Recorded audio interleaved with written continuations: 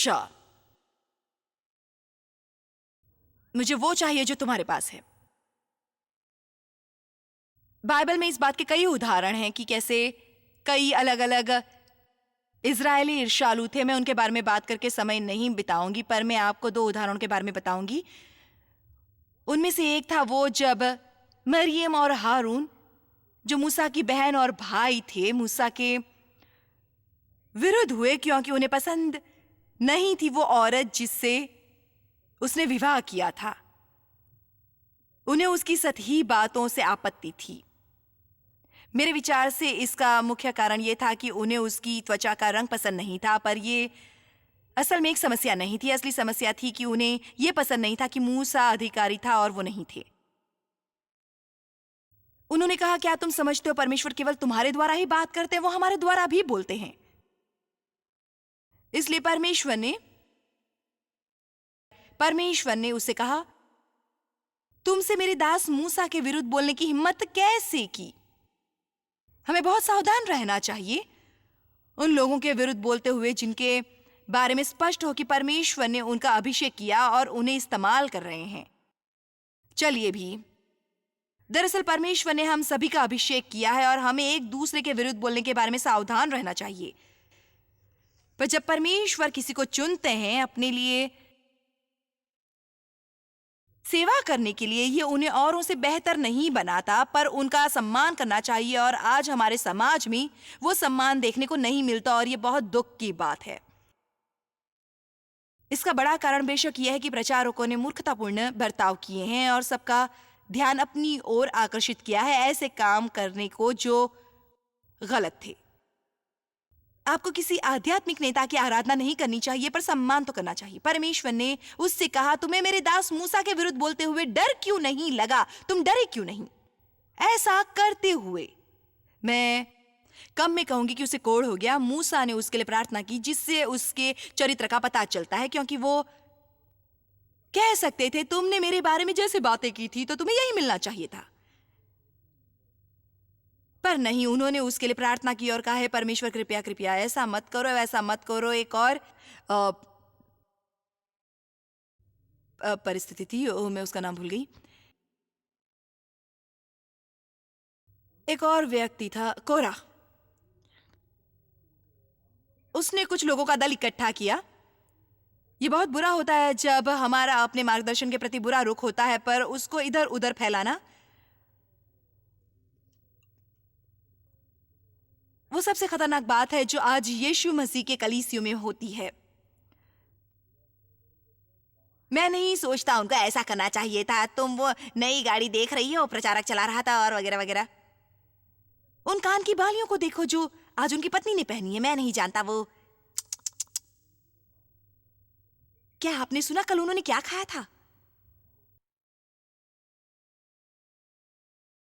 मैं आपको इसका एकदम सच्चा कारण बता सकती हूँ। मुझे विश्वास है कि इन सब बातों का कारण है सिर्फ ईर्ष्या, क्योंकि किसी और के पास अधिकार होता है जिसकी हमें चाह होती है। देखिए, असल में यदि कोई गलत कर रहा हो तो उसे सुधारने का एक तरीका होता है। बाइबल में इसके बारे में साफ लिखा है, आपको पहले अकेले में जाना चाहिए अपने भाई के पास। यदि वो आपकी न सुने तो फिर अब 2 या 3 और लोगों को बताएं, और फिर भी यदि वो न सुने तो आप उसे गिरजे में ले जाएं।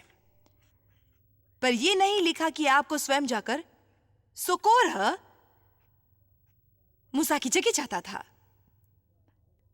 मैं संक्षेप में कहूंगी कि धरती फट गई और उसने निगल लिया कोरह और उसके सारे दल को। इस तरह से उनका अंत हुआ। इसलिए मैं सलाह दूंगी कि हमें उसकी इच्छा करनी बंद करनी है जो दूसरों के पास है।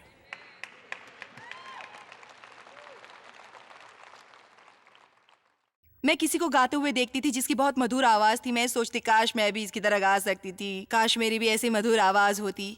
एक दिन पवित्र आत्मा ने मुझे रोका। उन्होंने कहा, यह कहना बंद करो। मैंने उसे यह प्रतिभा दी है ताकि तुम उसका आनंद उठाओ, पर यदि तुम वहां बैठकर उसकी इच्छा करती रहोगी फिर तुम उसका आनंद नहीं उठाओगी। परमेश्वर ने मुझे जो प्रतिभा दी है वो आपके आनंद के लिए, मेरे लिए नहीं। मुझे उसके लिए काम करना पड़ता है। ये बात उन पर भी लागू होती है जो आपके लिए बढ़िया आराधना पेश करते हैं। मेरा मतलब है कि उनमें वो प्रतिभा डाली जाती है हमें नसीहत देने, प्रोत्साहित करने और हमारा हौसला बढ़ाने के लिए। और इसका ये अर्थ नहीं कि हम उसका आनंद नहीं उठाते जो हम करते हैं, बल्कि ये है कि आप हमारी प्रतिभा में बिना थके सहभागी हो सकते हैं। हालेलुया। ईर्ष्या से संबंधित मुझे दूसरी चीज से नफरत है। वो लोग जो वो चाहते हैं जो आपके पास है, पर उसे प्राप्त करने के लिए वो नहीं करना चाहते जो आपने किया है। इसलिए ये एक ऐसा पहलू है जिसका सामना करना पीड़ादायी हो सकता है, पर जब तक हम ऊपर नहीं उठेंगे दूसरे लोगों से ईर्ष्या करने, जलने, वो चाहने जो उनके पास है, और प्रसन्न न होने के जब उन्हें ऐसा कुछ मिलता है जो हमें नहीं मिलता। परमेश्वर की सारी आशीष हमारे लिए है, पर हम उनमें प्रवेश करके उन्हें प्राप्त नहीं कर पाएंगे क्योंकि हमारी भावना गलत होती है। देव की ये आदत नहीं कि किसी सभा में उठे और बहुत से भविष्य सूचक शब्द बोले, पर मुझे याद है उन्होंने एक बार आकर कहा था, मेरे पास सभा के लिए एक वचन है। उन्होंने कहा, परमेश्वर आपको बताना चाहते हैं कि जब तक आप प्रसन्न नहीं होंगे, सचमुच प्रसन्न नहीं उनके लिए जो दूसरों के पास है, आपको कभी वो नहीं मिलेगा जो आपको चाहिए।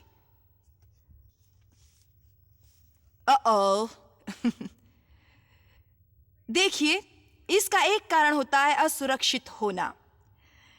हम जानते नहीं कि हम कौन है। हमें सचमुच विश्वास नहीं होता कि परमेश्वर की हमारे लिए एक योजना है। हमें सचमुच विश्वास नहीं होता कि परमेश्वर हमारे लिए कुछ विशेष करने वाले हैं। इसलिए यदि हमें वो नहीं मिलता जो किसी और को मिल रहा है, तब हम सोचने लगते हैं कि हम में कुछ खराबी है, परमेश्वर हमसे प्रेम नहीं करते हैं। इसलिए बात फिर लौट आती है हमारे स्वार्थ पर। दरअसल बाइबल हमें सिखाती है निर्गमन 20 में कि हमें उसका लालच नहीं करना है जो दूसरों के पास हो। ये 10 आज्ञाओं में अंतिम आज्ञा है।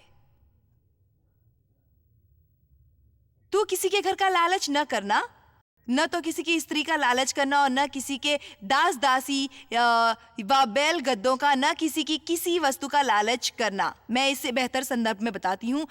तू अपने पड़ोसी के स्विमिंग पूल, तरल ताल का लालच नहीं करेगा। तू लालच नहीं करेगा अपने पड़ोसी की बिल्कुल नई गाड़ी की। तू लालच नहीं करेगा अपने पड़ोसी के घर की जो बड़ा है तेरे घर से। तू अपने पड़ोसी की हाउस कीपर की लालच नहीं करेगा, ना उसके बागबान की या और किसी चीज की जो उसके पास हो। आपको कहना चाहिए, परमेश्वर मैं बहुत प्रसन्न हूं कि आपने अच्छा नौकर दिया, अच्छी नौकरानी दी, अच्छा स्विमिंग पूल दिया। मैं उनके लिए प्रसन्न हूं। और मेरे विचार से ऐसा कहना ठीक होगा कि यदि आप किसी को आशीष देना चाहते हैं तो याद रखिए, मैं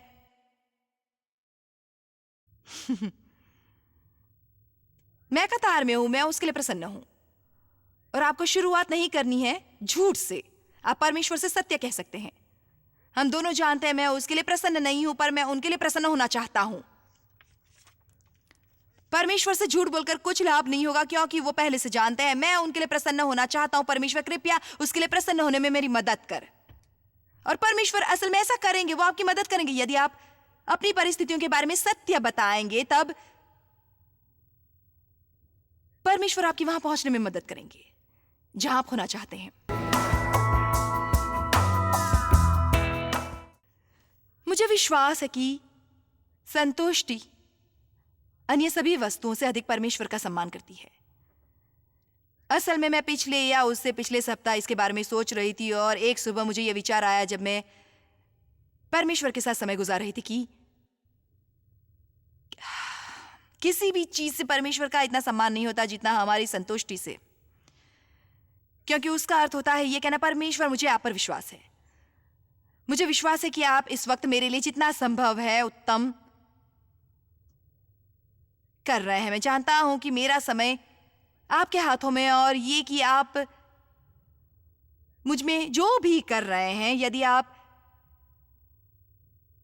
इस वक्त मुझे वो नहीं दे रहे हैं जो मैं चाहता हूं, चाहे ये मैं समझ नहीं पा रहा, मैं जानता हूं आपके पास इसका कोई अच्छा कारण है। मुझे आप पर विश्वास है, इसलिए मैं जहां हूं वहीं प्रसन्न रहूंगा जब आप वो कर रहे होंगे जो आपको करना है, जब तक मुझे उपलब्धि नहीं मिलेगी। मैं दीन होना भी चाहता हूं और बढ़ना भी चाहता हूं। मैंने ये सीखा है, वो इसे अपने आप ही नहीं जान गए थे, उन्होंने ये सीखा था वैसे ही जैसे हम सीख रहे हैं। हर एक बात और सब दशाओं में मैंने तृप्त होना, भूखा रहना और बढ़ना, घटना सीखा है। अगला वचन, मुझ में सब बातों के लिए सामर्थ है। मुझ में सब बातों के लिए सामर्थ है। मुझ में तब स्थिर रहने की शक्ति है जब मुझे वो सब मिले जो मुझे चाहिए। मुझ में तब स्थिर रहने की शक्ति है जब वो सब मुझे मिले जो मुझे चाहिए। मुझ में तब भी स्थिर रहने की शक्ति है यदि मेरे पास ऐसा कुछ न हो जो मुझे चाहिए हो। मैंने संतुष्ट रहना सीख लिया है, चाहे मेरे पास कुछ न हो, चाहे भरपूर हो, चाहे मैं एक अधिकारी हूं या फिर मैं मातहत हूं, चाहे मैं सेवा करूं या मेरी सेवा हो रही हो। मैंने उससे संतुष्ट रहना सीखा है जैसा मैं हूं, और उससे जो जीवन में मेरी परिस्थिति और भूमिका है, मैं उससे तृप्त हूं जो परमेश्वर ने मुझे दिया है। मेरी एक बात याद रखिए, तृप्त होने का यह अर्थ नहीं होता कि आप इस हद तक संतुष्ट रहते हैं कि आप कभी कुछ और नहीं चाहते।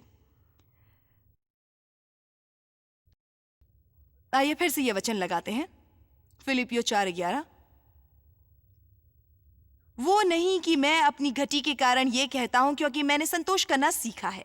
देखिए विस्तारित में क्या लिखा है, इस हद तक तृप्त रहता हूं जहां मैं अशांत या परेशान नहीं होता। इससे ये नहीं लिखा कि हमें इस हद तक तृप्त रहना है कि हमें अपने जीवन के लिए कभी कोई इच्छा ना हो, बल्कि ये कि आप इस वक्त जहां हैं वहां संतुष्ट हैं जब आप उस दूसरी जगह की ओर बढ़ रहे हैं। मेरे विचार से मसीहियों के लिए सबसे बड़ी दुख की बात है सफर का आनंद न उठाना। हम हमेशा भविष्य में प्रसन्न होना चाहते हैं। मैं प्रसन्न होऊंगा जब मेरा विवाह होगा, यह जरूरी नहीं है। अब जितना अधिक समय अकेले गुजारते हैं, आपको उतना अधिक समय लग सकता है विवाहित होकर प्रसन्न होने में, क्योंकि आप थोड़े बहुत समय से नहीं बल्कि बहुत लंबे समय से अपनी इच्छा अनुसार सब कुछ करने की आदत पड़ गई होती है। और माना कि विवाह बहुत खूबसूरत होता है, पर यदि आपको प्रसन्न रहने के लिए विवाहित होना जरूरी लगता है, फिर आप उसे परमेश्वर से उच्च समझते हैं। यह कोई भी बात हो सकती है। यदि आपका सेवकाई में होना जरूरी हो, यदि आपकी एक विशेष किस्म की नौकरी होना जरूरी हो, यह कुछ भी हो सकता है, हमेशा कुछ होता है। यदि हमारे लिए बड़ा घर होना जरूरी हो या और कोई चीज प्राप्त करना, अपनी मंजिल की राह में अपनी परिस्थितियों का आनंद उठाना सीखिए। आपको जो भी चाहिए परमेश्वर से मांगिए, पर तभी किसी और से ईर्ष्या न करें जो आपसे पहले प्राप्त कर चुका है, क्योंकि इस बात की बहुत संभावना हो सकती है कि परमेश्वर आपकी एक छोटी सी परीक्षा लेना चाहते हैं, ये देखने के लिए कि आपका रुख सही है। और यदि आप में इतनी आध्यात्मिक परिपक्वता है कि वो आपको सचमुच वो चीज दे सकते हैं जो आप उनसे मांग रहे हैं। ऐसा कभी नहीं हुआ कि किसी को जिसके पास सुंदर गाड़ी थी, मेरी गाड़ी को देखकर मुझसे ईर्ष्या हुई थी। जानते हो, आप जितना अधिक सार्वजनिक जीवन जीते हो, आपके बारे में घिनौनी बातें कहे जाने की उतनी ही अधिक संभावना होती है। और जानते हो, आप इस सब के साथ एक प्रक्रिया से गुजरते हो। मेरा मतलब है, मैं बहुत दुखी और आध्यात्मिक क्रोधित और आग बबूला होती थी जब मैं वो सब बातें सुनती थी। मुझे सचमुच दुख होता है, क्योंकि वो बिल्कुल नहीं जानते किस बारे में बात कर रहे हैं। मेरा मतलब, सबसे महत्वपूर्ण बात यह है कि एक अविश्वासी विश्वासी को समझ नहीं पाता, वो बिल्कुल समझ नहीं पाता। हम विश्वासियों को समझना उनके लिए असंभव होता है, इसलिए उन्हें समझाने या अपना बचाव करने की कोशिश करना व्यर्थ होता है, क्योंकि वो हमारी बात बिल्कुल समझ नहीं सकते। बहुत बार इंटरव्यू के दौरान लोग मुझसे पूछते हैं, वैसे आप इतनी आलोचना से कैसे निपटते हैं, या आपके विचार से लोग इतनी आलोचना क्यों करते हैं? मैं सिर्फ ये कहती हूँ क्योंकि उन्हें ईर्ष्या है, उन्हें जलन है। उन्हें आपसे जलन नहीं होती जिसके पास वो होता है जो आपके पास हो। आमीन। मुझे इसके बारे में ये बात हास्यास्पद लगती है कि आपसे ईर्ष्या करने वाले ज्यादातर लोग किसी भी तरीके से वो करने के लिए तैयार नहीं होते जो आपने किया था उस ऊंचाई पर पहुंचने के लिए जहां आप जीवन में हैं। ऐसा कोई नहीं होता जो सुबह बिस्तर से उठता है और उसकी सारी इच्छाएं पूरी हो गई होती हैं। उसमें एक प्रक्रिया होती है, काम करना होता है, जिम्मेदारी लेनी पड़ती है, धैर्य रखना पड़ता है, बने रहना पड़ता है, हिम्मत नहीं हारनी होती, वगैरह वगैरह वगैरह। आमीन। इतना याद रखिए कि परमेश्वर इसलिए हमारे जीवन में नहीं होते कि हमें वो सब दे जो हमें चाहिए।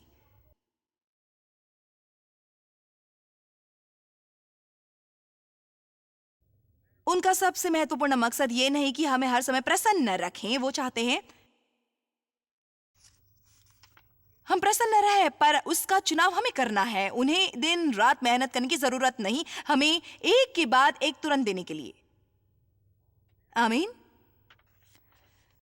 तीमुथियुस 6:6 के अनुसार संतोष सहित भक्ति बड़ी कमाई है। मैं चाहती हूं आप इसे समझ लें। हमें परमेश्वर के साथ अपने संबंध से संतोष मिलता है, धन दौलत से नहीं। हमें मसीह में अपने को जानने से संतोष मिलता है। और तब जब हमें आइंदा लोगों को प्रभावित करने की जरूरत नहीं रहती कि आपने मुझे सुना, आप तब तक आजाद नहीं होते जब तक आपको किसी को प्रभावित करना होता है। जब आप कह सकते हैं मुझे उसकी परवाह नहीं जो आप सोचते हैं, मेरा मतलब एक हद तक हमें लोगों के विचारों की परवाह करनी है, पर हमें इतनी निडरता होनी चाहिए कि हम कह सके मैं समझ गया, मैं आपकी भावनाएं समझ रहा हूं, मैंने इसका अनुभव किया था और मैं जानता हूं कि आपको मेरे बारे में भिन्न विचार और रुख हैं और मुझे सचमुच इसकी परवाह नहीं, क्योंकि मैं जानता हूं आप सचमुच समझ नहीं रहे। आमीन।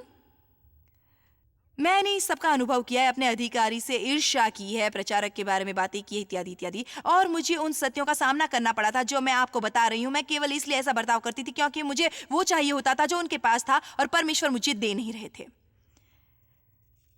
इसलिए हर बार आपको नाराजगी और असंतोष महसूस होने लगी तो कृपया रुक कर उन सब आशीषों को देखें जो आपको मिली होती है। आमीन। मुझसे ज्यादा मेहनत मत करवाइए। आज शनिवार की सुबह है और मैं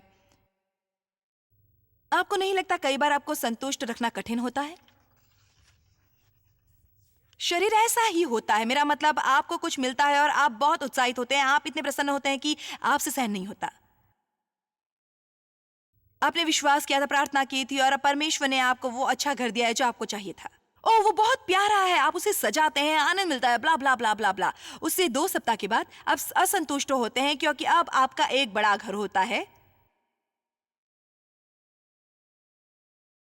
खैर, आप बात समझ गए। मुझे भजन 17-15 प्यार है। मैं चाहती हूँ आप इसे मेरे साथ देखें। मैंने ये पहली बार देखा था तो मैंने सोचा ये करना चाहिए। मैं तो धर्मी होकर तेरे मुख का दर्शन करूंगा। मैंने ये वचन अपने जीवन में उस समय देखा जब परमेश्वर असल में मुझे सिखा रहे थे पहले उन्हें खोजना, उसे नहीं जो वो मेरे लिए कर रहे थे। क्या आपने मेरी बात सुनी? आप परमेश्वर को उसके लिए खोजे जो वो हैं, उसके लिए नहीं जो आपके लिए कर सकते हैं। आप उनके चेहरे को खोजिए। आपको ज्यादा उदारता से देते हैं वो, परंतु मैं तो धर्मी होकर तेरे मुख का दर्शन करूंगा। जब मैं जागूंगा तब मेरे स्वरूप में संतुष्ट रहूंगा और प्रेम से तेरे साथ संपर्क करूंगा। जब हम सुबह जागेंगे और हम सबसे पहले उन 5 चीजों के बारे में नहीं सोचेंगे जो हमें उस दिन बचाए, या कोई हमारे लिए उस दिन क्या करने वाला है, या ऐसी और कई बातें जो हम करने की सोचते हैं पर किसी और दिन, बल्कि जब हम परमेश्वर के साथ प्यारा आश्चर्यजनक साहचर्य कर सकते हैं, उन पर इतना विश्वास कर सकते हैं कि जब हम सुबह जागते हैं तो सबसे पहले ये सोचते हैं परमेश्वर मुझे आपसे बहुत प्रेम है, आपको आपका उसके लिए धन्यवाद जो आपने मेरे लिए किया है। प्रभु मैं इसके लिए कृतज्ञ हूं जो आपने किया है। उस प्रगति के लिए जो मैंने जीवन में की है, और ये जानने के लिए कि आज आप मेरे जीवन में काम करने वाले हैं। ये बहुत अच्छी खबर है। मुमकिन है कि आप उस दिन कुछ कठिनाइयों का सामना करने वाले हो। आप कहिए, परमेश्वर मैं जानता हूँ आज मुझे कुछ कठिनाइयों का सामना करना है, कुछ ऐसी बातों का जो मुझे पसंद नहीं है, पर मैं बहुत कृतज्ञ हूँ कि मुझे अकेले उसका सामना नहीं करना पड़ेगा। मैं बहुत कृतज्ञ हूँ कि आप मेरी मदद करने के लिए होते हैं हर उस छोटे बड़े काम में जो मैं करता हूँ। मैं आशा करता हूँ कि आप तुरंत मेरी मदद करेंगे परमेश्वर, पर यदि नहीं भी करेंगे तो मैं उसके बारे में भी आप पर विश्वास करूंगा। मैं संतुष्ट रहने वाला हूँ। मत्ती 6:33, इसलिए पहले तुम, बाद में नहीं, पहले, इसलिए पहले तुम उसके राज्य और धर्म की खोज करो तो ये सब वस्तुएं भी तुम्हें मिल जाएंगी। आप इस वचन के साथ चूक नहीं सकते।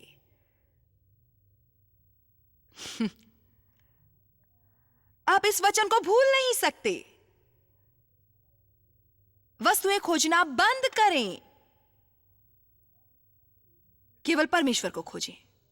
उनसे कहें, परमेश्वर यदि आप आइंदा मेरे लिए एक भी और काम नहीं करेंगे, मैं आप पे प्रसन्न रहूंगा, क्योंकि मेरे लिए यही जानना काफी है कि मैं आपके साथ अनंत काल गुजारने वाला हूं।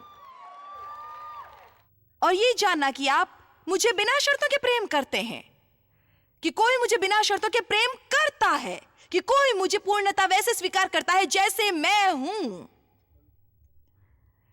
ऐसा कोई जो मेरे बारे में सब जानता है और फिर भी मुझसे प्रेम करता है, वो हमारा मित्र होता है। आमीन। और हमें अपने साथ इस तरह बातचीत करनी चाहिए। मैं इस वक्त आपके साथ बातचीत कर रही हूं, पर हमें अपने साथ भी ऐसी बातें करनी चाहिए। आपको अपने को ये याद दिलाना चाहिए हर बार जब आप स्वयं को नाराज और असंतुष्ट महसूस करें, आपको अपने को किसी कोने में ले जाकर बात करनी चाहिए। अपना रुख बदल जाए, अपना रुख बदल। जॉयस, तुम भाग्यशाली हो, सचमुच बहुत भाग्यशाली हो। मेरे विचार से सच्चा संतोष सबसे अधिक परमेश्वर का सम्मान करता है। सबसे खतरनाक काम जो हम अक्सर करते हैं वो ये है कि हम उसका कुछ अंश करते हैं जो परमेश्वर हमें करने को कहते हैं। हम वो सब नहीं करते जो परमेश्वर कहते हैं, या हम उसे टाल कर करते हैं अपने समय पर। दरअसल उस पर तब कोई अभिषेक नहीं रहता क्योंकि हम उसे परमेश्वर के समय पर नहीं करते। सबोपदेशक 11 के अनुसार सभी परिस्थितियों के अनुकूल होने की प्रतीक्षा मत करें, वरना आप कभी नहीं देंगे। परमेश्वर, मैं वो अतिरिक्त पैसे दूंगा जैसे ही मेरा वेतन बढ़ेगा। नहीं, यदि आप वो अतिरिक्त पैसे उस समय नहीं देंगे जब परमेश्वर आपसे कहते हैं, आपके वेतन में शायद कभी बढ़ोतरी नहीं होगी, और यदि हो भी जाए तो शैतान आपसे वो हथिया लेगा। परमेश्वर आपसे जो भी देने या त्यागने को कहे या किसी और के लिए करने को कहे, ऐसी कोई चीज बीज होती है जो हम बोते हैं। परमेश्वर आपसे चाहे जो भी करने को कहे, चाहे वो आपके लिए कठिन हो, वो केवल आपकी भलाई के लिए आपसे करने को कहते हैं। ये सोचना बंद करें क्या आप वो सब काम परमेश्वर के लिए कर रहे हैं, वो हमारी भलाई के लिए होते हैं। जब हम उसका एक हिस्सा करते हैं जो परमेश्वर हमें करने को कहते हैं, हम वो सारा नहीं करते जो परमेश्वर कहते हैं। हम बलिदान कर रहे होते हैं, आज्ञा पालन नहीं। मैं अपने तरीके से करूंगा वरना नहीं करूंगा। मैं आपसे ऐसा कुछ करने को कहूंगी जिससे मेरे विचार से आपको मदद मिलेगी, और मैं स्वयं भी ऐसा करूंगी। हम सभी को हर दिन ये कहना चाहिए, परमेश्वर आपकी इच्छा पूरी हो, मेरी नहीं। आइए इसका अभ्यास करते हैं। कहिए, आपकी इच्छा पूरी हो, मेरी नहीं।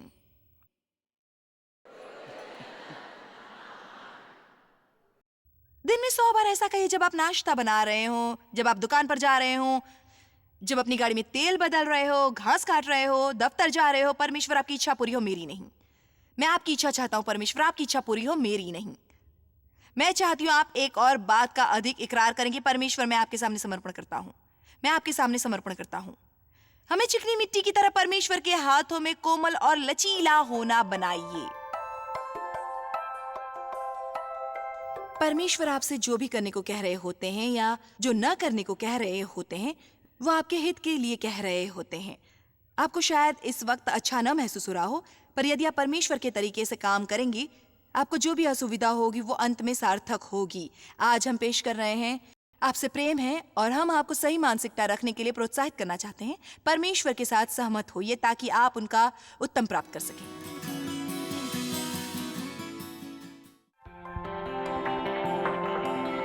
जॉय स्माइल मिनिस्ट्रीज में आप हमारे लिए कितने अहम हैं, इसका आपको अंदाजा नहीं। हम आपके आभारी हैं और हम धन्यवाद करते हैं अपने सब मित्रों और सहयोगियों का कि उन्होंने इस विश्वव्यापी सेवकाई को संभव बनाया। मिलकर हम भूखों को खिला रहे हैं, गरीबों को पहना रहे हैं और कई देशों में सुसमाचार पहुंचा रहे हैं। कृपया हमसे संपर्क करें या विजिट करें jmmindia.org पर। आज ही अपनी प्रार्थना के अनुरोध बताने के लिए, हमारे साधनों के बारे में और जानकारी और चॉइस की सभाओं का शेड्यूल जानने के लिए और हमारे सहयोगी बन जाएं दुनिया भर में मसीह का प्रेम बांटने के लिए।